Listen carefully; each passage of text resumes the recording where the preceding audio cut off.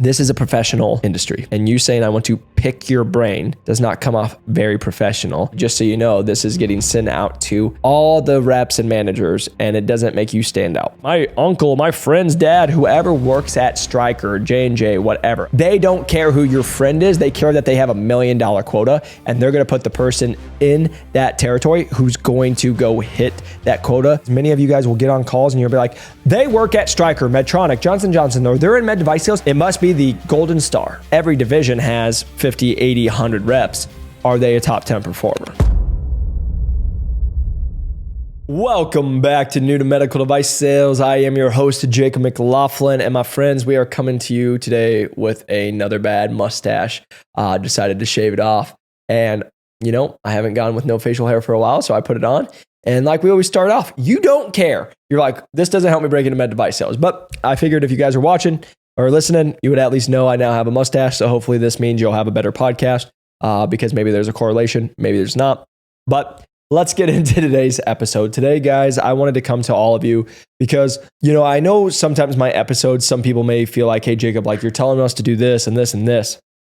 But I want you guys to always understand why I'm telling you to do that. It's because I personally made all these mistakes that I'm telling you guys not to do. And then I've also got the pleasure of coaching thousands of human beings and seeing them make mistakes or have to go through things, and then we have to coach them and get them out of it. And so my whole thing is I don't want you to have to go through that. I would much rather you guys not make these mistakes, not have to lose interviews, lose these opportunities, and then get into a spot where you guys are like, oh my gosh, what is going on? Because again, I hope you always understand this when I say this, and it's the absolute truth is don't need $1 from you, don't want $1 from you. It's why we've made all these podcasts for free, trying to help you guys. Is it makes my day when I have people be like, Jacob, oh my gosh, like I was able to do it. I broke in and they were able to use our resources, and it's the absolute best. And I love it. But the reality of it is those same people normally are like the people who are like, hey, Jacob, it took me 8 months, 12 months, 15 months, whatever the time is like, again, I still love that for you guys. And I'm glad that these can be helpful. And that's always my goal. Again, just remember, whenever I started making all of this, I literally recorded 2 years before I even was like helping individuals like with our program. And so the reason I'm just saying that is I did this for free, helped all these people. And it's why I still continue to do it for free, because I just want to help you guys, because I will always say the same thing is you all winning doesn't make me lose. You guys breaking into medical device sales and working for these top companies doesn't take a job away from me, right? Because A, we get all of our people hired with these companies. Also, now we're working with a lot of these companies, which is super fun. And then lastly, it's like, you know, like I always am very open with you. I've had companies reach out to me and be like, hey, you want to come and sit on our boards? Or, hey, will you be a person who will go take over a new territory? Like, there's no shortage. I've been able to prove ourselves. So again, me sharing this with you guys doesn't hurt me. But why I wanted to come to you all today is I wanted to share 10 mistakes that I made, that I looked back and I was like, man, if somebody would have told me not to do that, I would have saved so much time, so much effort. I wouldn't have been in the situation of losing interviews and going through that process and going, oh my gosh, what am I doing wrong? So hopefully this can be. So with this, just understand this is from my experience. I learned it, and it's why you see me make podcasts and why I'm saying it to you all, because I want it to help you. So 10 things that I did wrong that I want you to avoid to break into medical device sales is number 1, please, for the love of the good Lord, do not send, I would love to pick your brain on medical device sales messages. The reason I sit here and tell you this, my friends, is we've always talked about this is a professional industry, and you saying I want to pick your brain does not come off very professional. And especially, just so you know, this is getting sent out to all the reps and managers, and it doesn't make you stand out. Why can I say this? Because I remember having somebody reach out to me after we've had success, and they actually were like, hey man, it's been great to watch all of your success and congratulations. And it was super sweet. But the reason I'm laughing is I had messaged them when I was trying to break into medical device sales, and it was a message that I said, I would like to pick your brain, and they never responded to me. I did it, and I didn't get those responses, and then I had to learn of like, don't put this and don't do this, and then we started getting way more responses, and then like literally just today, one of our guys, Angelo, shout out to you, my man, been in the program for only 3 weeks and literally has 3 interview processes. He's actually a college senior, and he actually has a good chance of getting a job 3 months before he ever even graduates, and then they're going to like put him in a a program and then go in. I digress, but the reason I'm just sitting here telling you that is, like learning from my mistake and being able to coach him and don't do this. It's helped him get into more interview processes. So it's great to see. So again, number one, what to avoid. Do not send a message saying, I want to pick your brain, because it will not turn out well. The other thing is when you're coming into LinkedIn messages, do not send a message to the wrong person. And I know what you're all saying. What do you mean? Well, when you guys are doing a lot of messaging on LinkedIn, like you should be reaching out to people who you connected with. Sometimes you can do a copy and paste, and then you can go and change things, but you can also go in and send out the wrong name. Like for example, there was one person I'll never forget, sent them out and I looked and I accidentally said one name and their name was something else. And at that time with LinkedIn, you weren't able to edit, which is great. So I had to then be like, I'm so sorry. I've been sending out messages to a lot of people. So it's making sure you're doing that, as well as making sure if you say, hey, happy Tuesday, happy Wednesday, happy Thursday, that it is actually that day. Because welcome to the world. I've sent out in the past, happy Tuesday, and it was Wednesday, right? And vice versa, whatever it is. So just again, making sure you are knowing what you're doing, knowing what you're saying, making sure that you're just double checking because it's going to help you stand out. If you're listening to this and you're laughing, I hope you're all laughing because again, that means if you made some of those mistakes, it means you're hustling. So don't beat yourself up too much. But again, please don't do that. Number 3, coming unprepared. One of the things I learned when I was trying to break into medical device sales is I was like many of you guys right now, and it's why I always tell you guys you need to come prepared is, my first 10, 15 people, I didn't really know what medical device sales was. I was getting on calls and saying, can you tell me what you do? Can you tell me what this industry even is? But it's why we make all of our podcasts and why we're trying to help you guys as much as we can, is because I don't want you guys to have to go and look silly because again, these reps are getting on a bunch of calls. They have a bunch of people reaching out to them. You understanding, for example, if it's like, I remember one of the first companies I reached out to was Dexcom, or again, if it's a Medtronic, but you need to understand, are you getting on with a Medtronic spine rep? Are you getting on a Medtronic GYN or cardiac, or where is that at? Right. So you just need to be able to have those conversations of, I did the work and I actually have a little idea of who I'm getting on a call with. Again, that can literally be just doing some research. That's what I would highly encourage you all, because again, coming unprepared of just like hoping I can just get on a call and just be a likable person, it does work, but it only works to a little extent. It's not going to get you the full way. Going into number 4, focusing on one company. One of the things I made a mistake on when I was early in my interview process, and we have this conversation with all of our people in our program and what we teach is, do not put all your eggs in one basket, because what you guys will not understand until it happens to you is a lot of times you will go put all your eggs in one basket because you found a company that you guys all think is absolutely amazing, which I've done as well. And then they go on hiring freezes, and then the position that they were going to offer you now just got pulled back, and then they can't give it to you for 2 or 3 months, and it may never come back.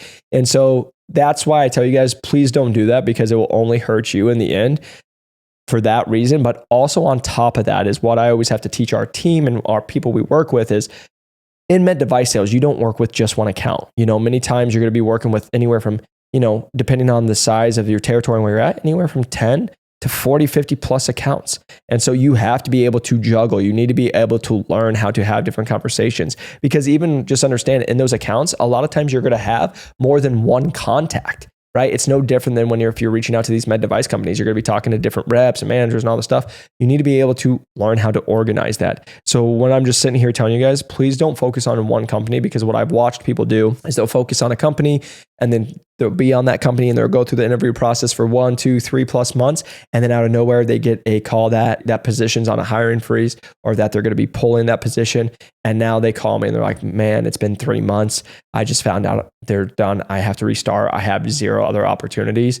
And now instead of being able to use those to actually leverage interview processes, you now don't have any. So just make sure that you guys aren't focusing on one company. After helping thousands of people break into medical device sales, we've received a lot of messages of asking for more personalized coaching and mentorship. Our average member breaks in 8.5 weeks at over $105,000. And if you're really interested and really motivated to break into medical device sales, you can click the link below or check out our website at newtomedicaldevicesales.com. See all the testimonial videos of people breaking in with Medtronic at over $170,000. $175,000 at Abbott, $175,000 as a full line rep. So if you're really excited and also motivated and wanting personalized coaching and mentorship, then go and click the link below, schedule a call, and we'll get you where you want to go. Enjoy the rest of the episode.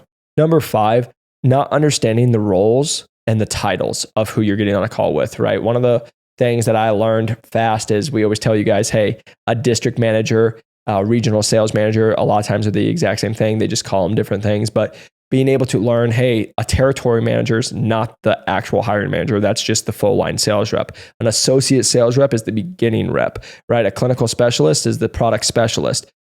Learning those different titles was absolutely massive for me because, again, you don't know if you're getting on a call. Like when we first get people in our program now, they'll be like, oh my gosh, I'm getting on the call with the person who's going to hire me. And I'm like, oh, who? And they're like, the territory manager. And I'm like, that's the rep. You have to get to the regional manager or the hiring manager, the district sales manager, like that person. That's who's actually going to hire you. Because also, let me help you guys all, is because you all will get on a call with a regional sales manager, not thinking it's the person who's going to hire you. And then you make yourself look silly. And then you're like, oh, I had a call with them. But what you didn't know is they were actually interviewing you. And if you did a good job, they actually would have offered you a second round or third round interview. But because you didn't even know that they were the person hiring you, you just thought you had a conversation. You're like, that person was nice. And then you learn 2-3 months later that you're like, oh my gosh, that was the person that was actually going to give me a job. And they actually had an opening and I didn't come prepared and I lost. So understanding what the roles of the managers and the titles that you're getting on calls with, because again, an associate sales rep role is a brand new person, entry level. You don't have to be too worried about those people because a lot of times they're going to give you all the advice you need, but they're not getting you hired. But a territory manager, a full line sales rep role, if they're a number one rep in the nation or in that team, well, guess what? The manager is probably going to go to them. So if they get on a call with you and they like you, they can probably push you and get you in some conversations. So just understanding the different roles that you're going into. Number 6, trying to wing a conversation with no practice. And I was so guilty of this as somebody who's able to do podcasts and just talk, right? I've always had the gift for gab, as they would say. I got it from my dad for sure. My dad is someone who was a truck driver. So he could talk to anyone when he got the chance to actually talk to somebody. And I'll never forget, he had somebody call him, wrong number. And I came out 2 hours later, they were still talking because they found some common ground and he made a friend. And the reason I'm making that joke with you all, that's where I had the opportunity of just being a gift for gab, or I can talk with people. I can find common ground with many human beings. But in this industry, you can't just really wing it because again, otherwise it's like, hey, I had a real good conversation with you, but like, do I believe you could do the job, right? There's a big difference in this industry of, do I think this person's nice, but do I also think this person could do the job? Because you can be really nice, but they want to put their stamp of approval. They might enjoy talking to me. They might enjoy talking to you, but if they are like, hey, Jason's great, but I don't think Jason would actually be a good person on our team, they're not going to put you up because that's their name to it. Don't try to just wing a conversation because it's no different than when you're in an interview process. And I always tell our team and I tell our program that I remember taking my dog for walks and people probably thought I was insane on the trails because I would actually role play. But what I've learned is what many people do is we're like, oh, I'll be ready. And they'll be like, what's your 5-year plan or whatever silly question they're going to ask you. And what you all do is when you're at the gym or you're driving in the car, you're going to play it in your head and then you're going to respond in your head, but you've actually never verbalized the words. So then when you go to verbalize the word in the actual time, you don't sound as confident. You slur your words. You don't say the response that you wanted to say, or you say the response and you're like, that actually doesn't sound good. And so the reason I'm just sitting here telling you guys that is like, again, practicing, hey, how these conversations are going. One of the tips I can just give you guys is I actually started recording these calls. Now, the reason I'm just saying that is that wasn't for me to go and just share with everybody, but it was for me to go back and watch game film of like, hey, what am I doing? And I told our team this. I never forget the day I learned I said like.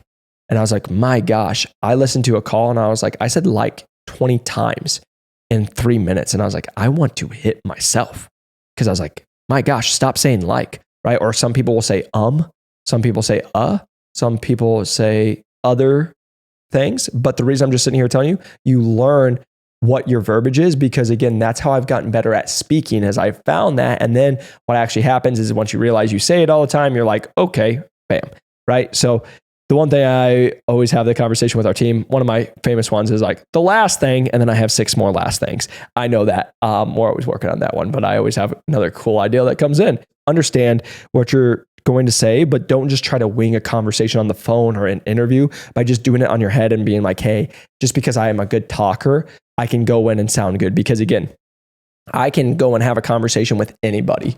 But when I sit down and we start talking about deals of hundreds of thousands to millions of dollars, well, there's a certain professionalism that needs to come into those conversations, and also how I'm portraying myself and portraying what we're doing.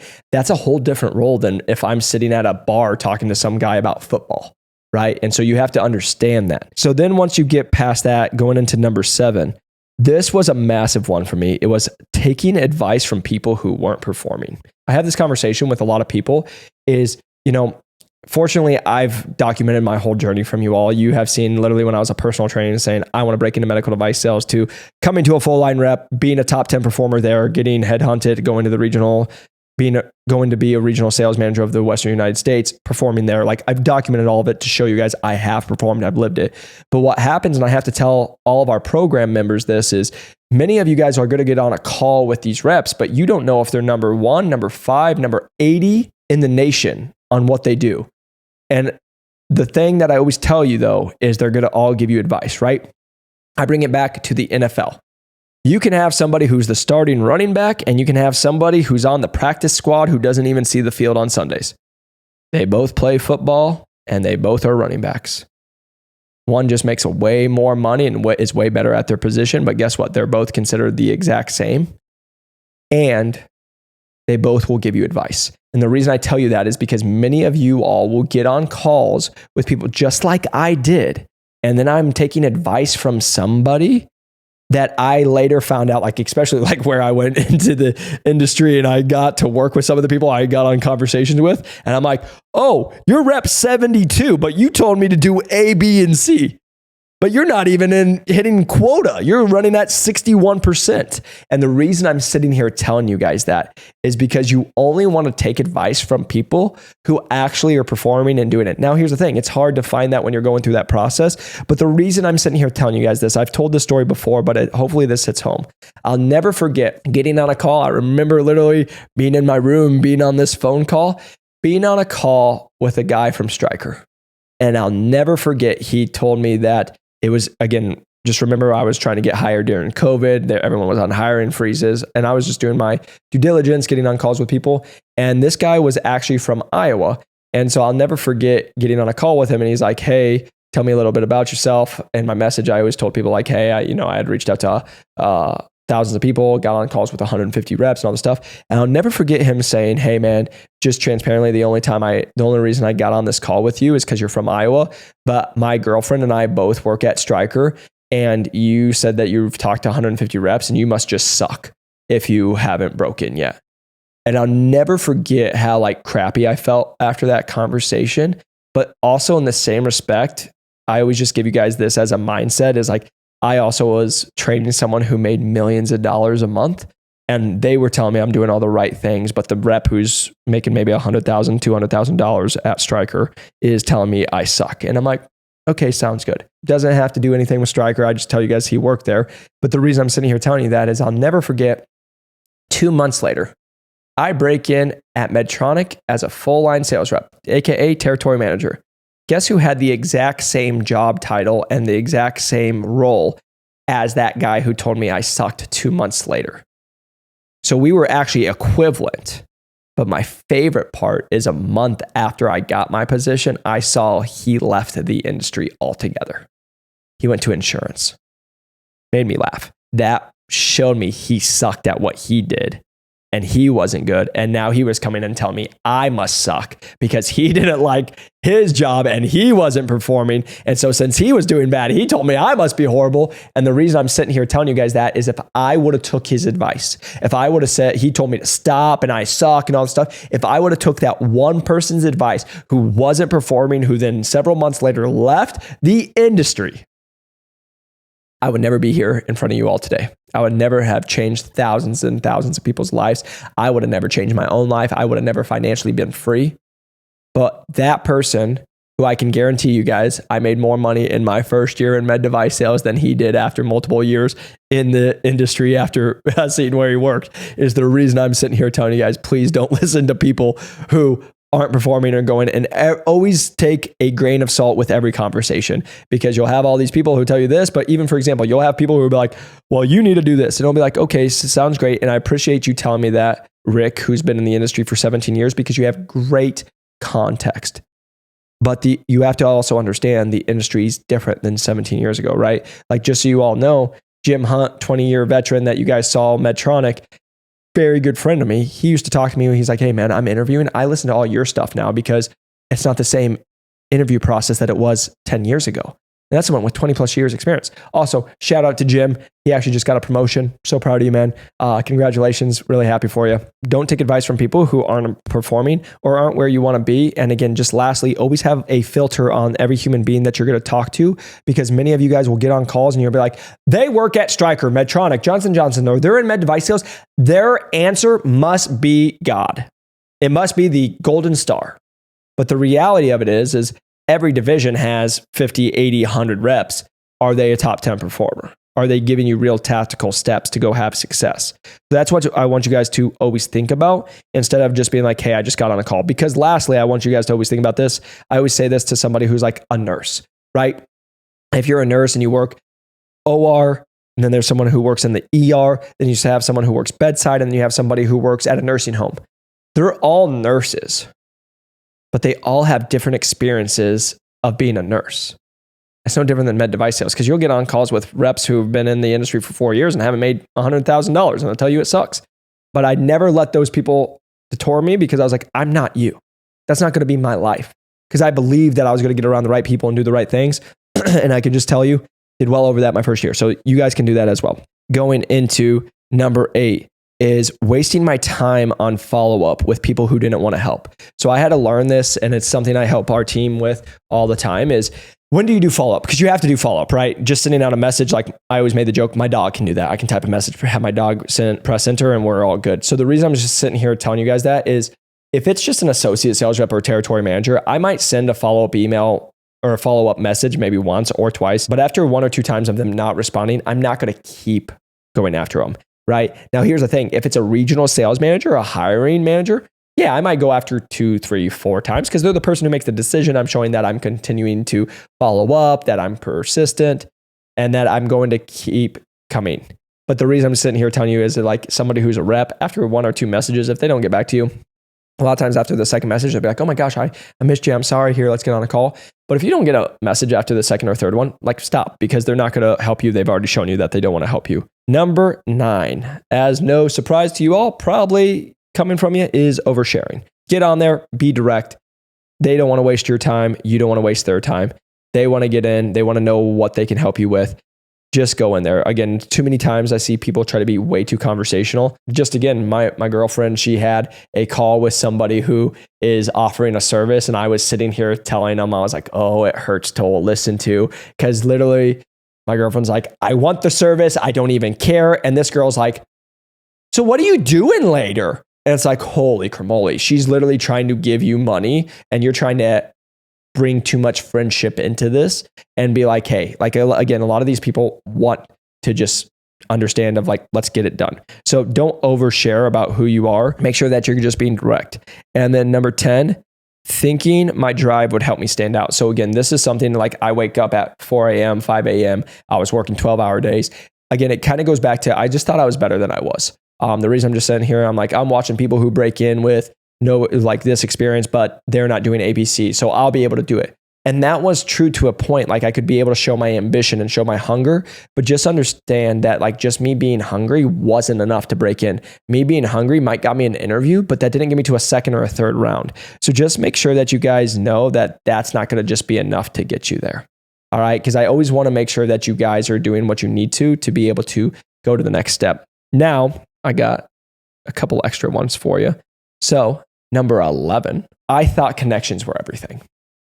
I thought once you know somebody, I knew somebody who worked at Medtronic prior, and then they were at another med device company. They had 20 years experience. They literally were regional sales manager, AKA the hiring human being that you needed. And then they actually end up taking a role of a VP. So literally, like, why I'm trying to get hired, they're the person okaying from the regionals. And I was like, oh my gosh, if I get a say from them. And I'll never forget, COVID happened, and I waited on them. And they were like, oh, I'm going to do it this week. And then I'd follow up and then I'm going to do it this week. And after 2.5, 3 weeks, I'd never forget just being like, what am I doing? Like I'm putting my destiny in someone else's hands. And I was like, I will never do that again. That's number one. But number two, like off that piece is like, again, most people I get on a call with, they're like, Jacob, my uncle, my friend's dad, whoever works at Stryker, J&J, whatever. Every single person I ever meet has a friend in med device sales or a family member in med device sales. But every single one of you I get on calls with understand that just by having those family members or friends, it doesn't lead to a job. Because why?